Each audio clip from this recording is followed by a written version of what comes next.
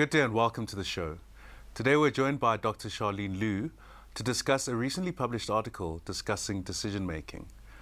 Dr. Lew, welcome to studio. Thank you, Jose. You wrote a very interesting article about decision making. Yeah. What prompted you to write on this particular subject? Jose, I work with the MBAs in a subject called strategic leadership decision making, and I often get asked, how can I improve my decisions? And this is a question that academics have been grappling with quite a bit in recent years. I came across a very interesting article of Professor Mashiori, who could have become a very successful businessman, but because of certain decisions made by his university, ended up living a relatively small life. And I think that it prompted me to ask, what can we do to improve our decisions? We see that people make many small decisions that restrict their lives. And I'm passionate about finding solutions to that question. If we look at our landscape, the South African context, and I guess even on the broader African context, are our leaders, whether it be in business and government and in other parts of society, making good or the right decisions?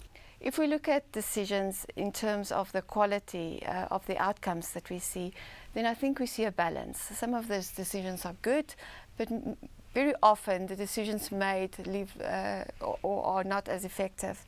If we, however, think about the African context, we can see that our decision makers and our leaders have become very good at making decisions that are in complex situations, decisions that are ambiguous in order to progress their companies. And I think that is an advantage that we have on this continent. If we ask whether they make good decisions because of good reasons, I think we still see many leaders making decisions that are based on personal incentives and misaligned personal drives and self-serving choices. So are we making good decisions? In some instances, yes, in others, no. I'm sure you'd agree with me that if you went back even to the philosophers, the Greek philosophers, around this idea of rationality, it's something that we all grapple with between our emotions and making rational decisions. How do we overcome that barrier? I don't think only rational decisions are good decisions, Jose. I think a lot of leaders are very scared to make intuitive decisions, forgetting that we need to balance both rational choices and intuitive decisions. Even decisions that are driven by emotions can be good decisions, because emotions offer us very good signals of what's important to us.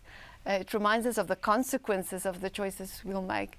And ultimately, we want to make decisions that are driven by our passions. And so emotion is a very important part of making good decisions.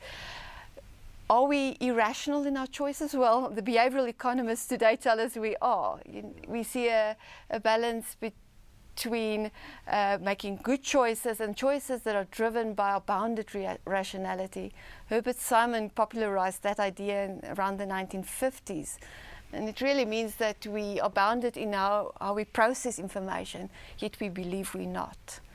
We see this play out in many areas. I can see it in some individual cases where people are overconfident. So some of the biases come from within ourselves. We believe that we've got all the information available to us and we don't. And sometimes we make decisions that are based on biases caused by others. I think a lovely example of that is groupthink, where we feel that everybody thinks the same way we do, and it's not always the case. And those are just some examples of how we fail in our own rationality and fail in making choices that can have the right impact. We've seen a lot being written about the outcome of the decisions needing to determine the decisions that we make. Yeah. How much are we really able to predict or anticipate the outcomes of decisions that we make today? We seldomly are. One of the biggest problems with decision making is our inability to see the future. Yet at the same time, we need to make decisions that are not going to impact today, but that are going to change the future as well. I don't personally measure decision quality in terms of outcome only. If more often than not, the lack of making a decision is a mistake. And sometimes you can rather have corrective action than not making any decision at all. So what I'm cautioning against is not making a decision because you don't know what the outcome is going to be. Thank you for your insights, Thank and you we so wish you much. all the best in your work. Thank you so much, José.